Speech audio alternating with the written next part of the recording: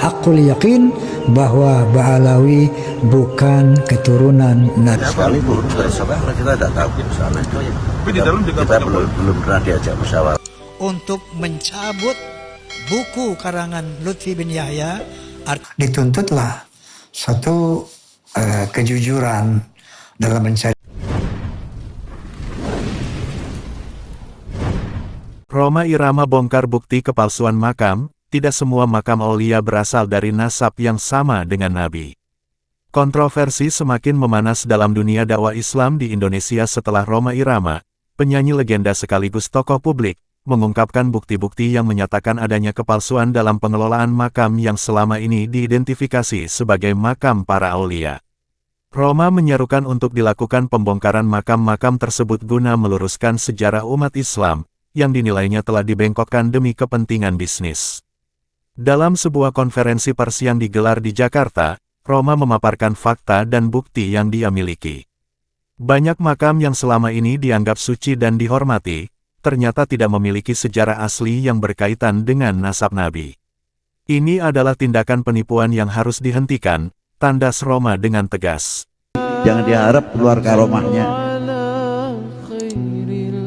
kuncinya biasa. Tapi yang pasti ingin saya katakan, semua rakyat Indonesia sudah mengerti.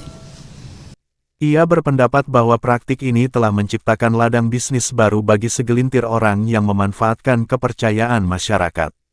Pernyataan Rhoma ini sontak membuat beberapa pihak, termasuk Habib Lutfi bin Yahya, yang dikenal sebagai salah satu tokoh yang berperan dalam penentuan peresmian makam para aulia, merasa tersinggung dan terancam.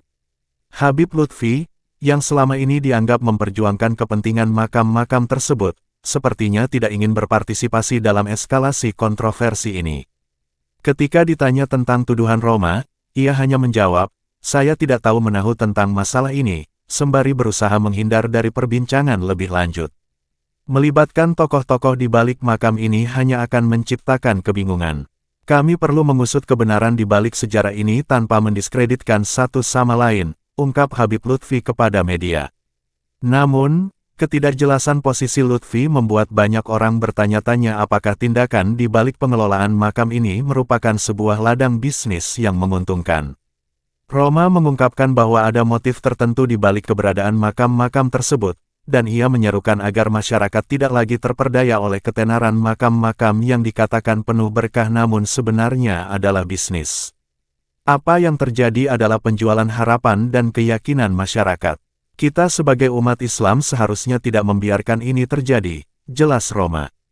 Fakta yang muncul kemudian juga menunjukkan bahwa tidak semua makam yang mengklaim sebagai tempat para aulia atau keturunan Nabi memiliki hubungan nasab yang sah.